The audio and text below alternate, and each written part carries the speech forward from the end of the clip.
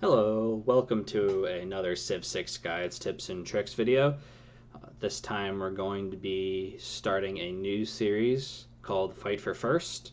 It's going to be a series that breaks down some of the larger decision making in the game and helps you sort of craft some critical thinking skills that allow you to look at the game, break it down, and then figure out what the best decision is for you.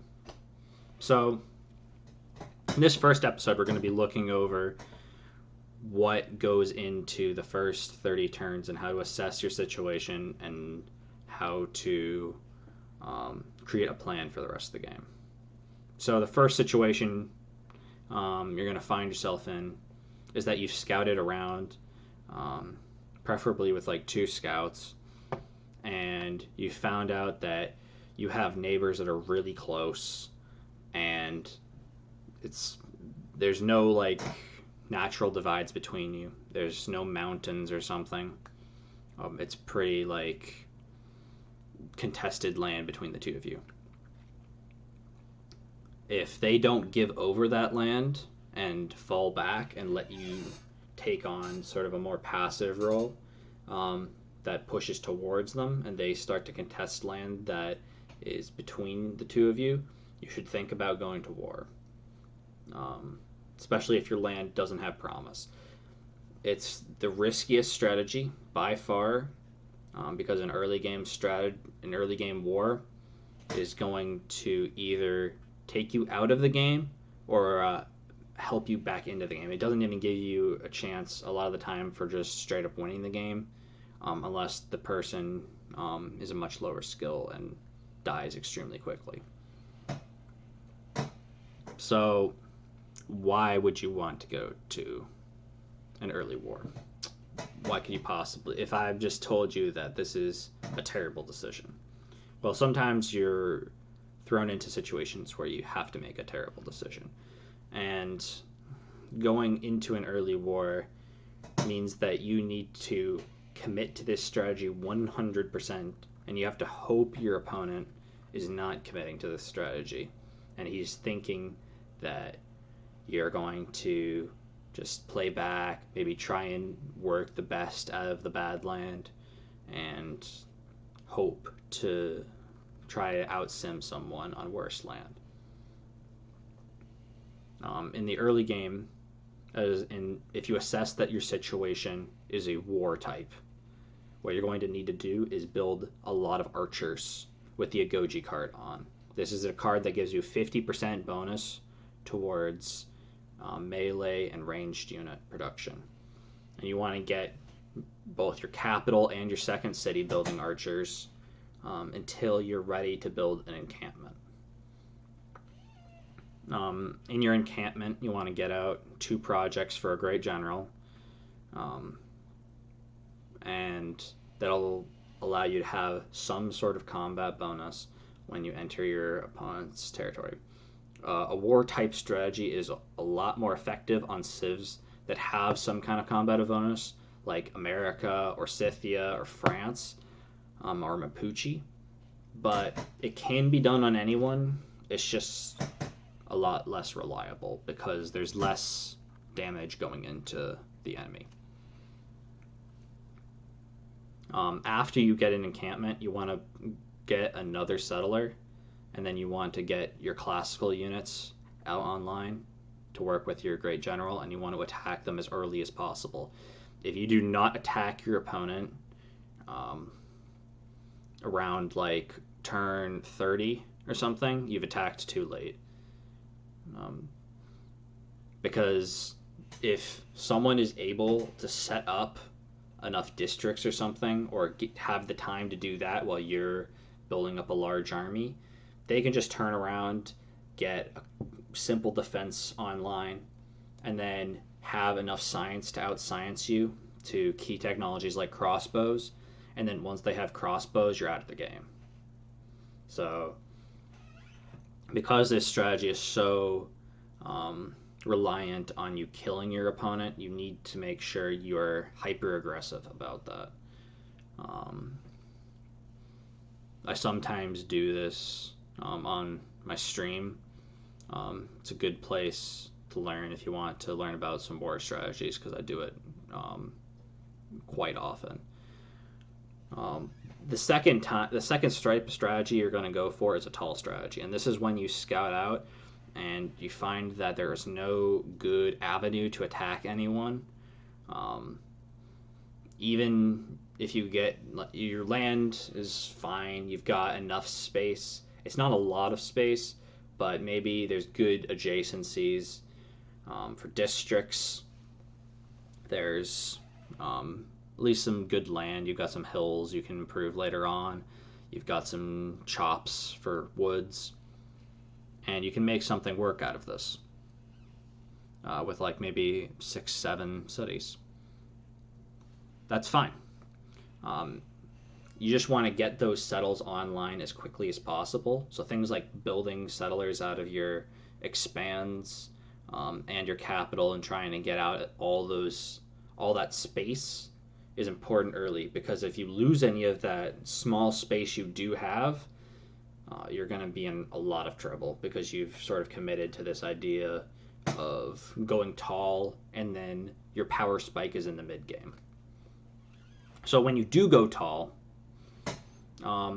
your first thing that you want to do is get a government plaza and get audience chamber. Audience chamber allows governors that are established in your cities to provide you food, housing, and an amenity. And this makes them much stronger than they previously were. It's like, essentially, if you think about it, it's like getting a temple of Artemis in every single city that gets a governor established. So what you need to do in this type of strategy is go Pingala in your capital, give him both the science and culture per citizen promotions, and then just take whatever governor you want at one promotion, so just their base recruit promotion, and put them in cities that are in your empire. It doesn't really matter what their ability does. The best ones are Magnus, Liang, and then Victor. Victor because he establishes in 3 turns, so you can get him out a lot quicker. Liang because she gives a free builder charge, and Magnus because he allows you to chop more efficiently. The other ones really don't provide anything too useful. But Amani is sometimes good to take, because then you can transition and put her into a city-state if it becomes important that you have those extra 2 envoys. So when you do go tall, your goal is to get a lot of science via early campuses, and then push once your science advantage eclipses other people in the mid-game, because you're going to have those districts up earlier because your cities are stronger, and hopefully that's enough to then propel you into a kill on a player and eventually the win. So the last strategy is probably the best one and most optimal if you have the ability to do it. A lot of times I find that you don't have the ability to do this, which is go wide.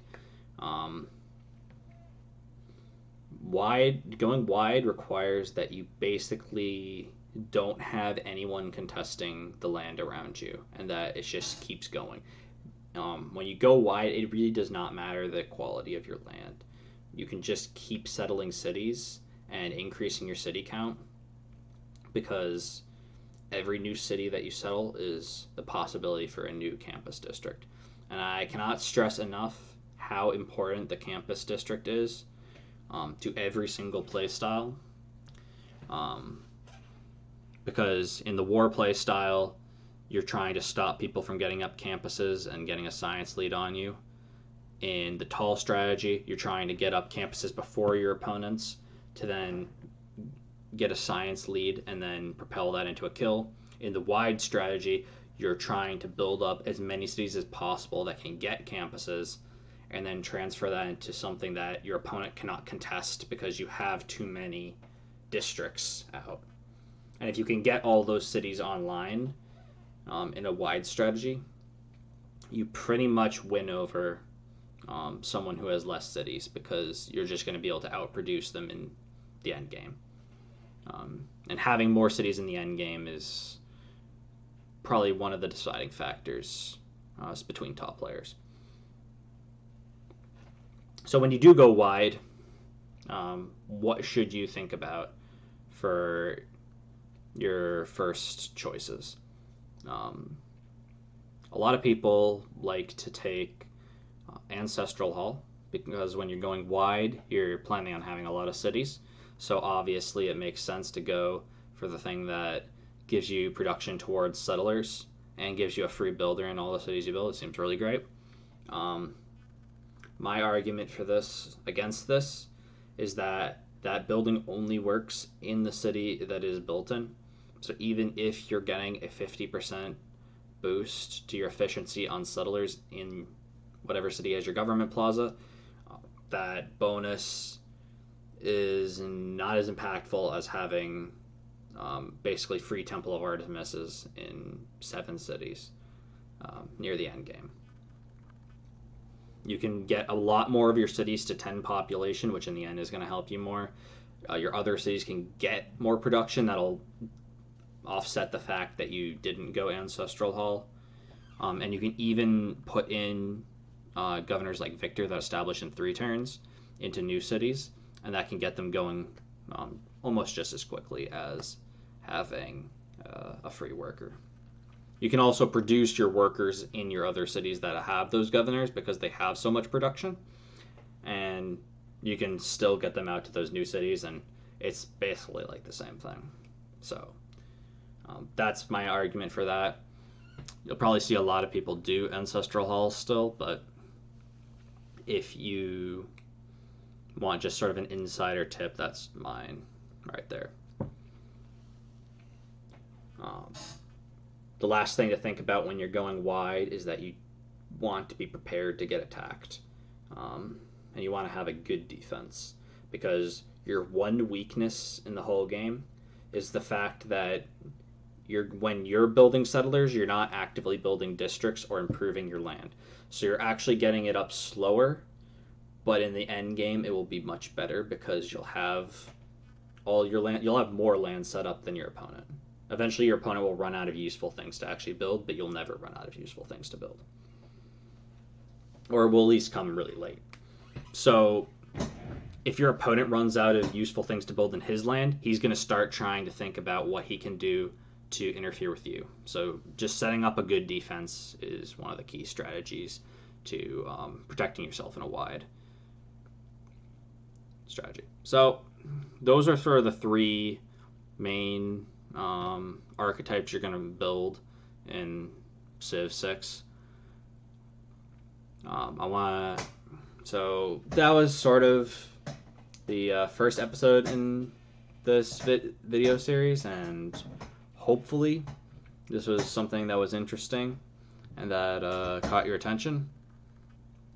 I kind of like doing a lot of like theory crafting and analysis type videos that sort of take down the bigger picture instead of saying what you should do in each specific situation, because Civ has way too many situations for you to theoretically break down every single one of them.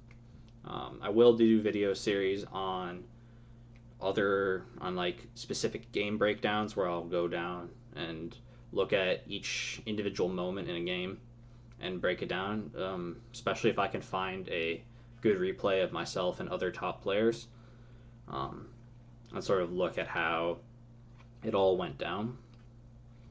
But for now, I'm going to leave you now, and have a good night.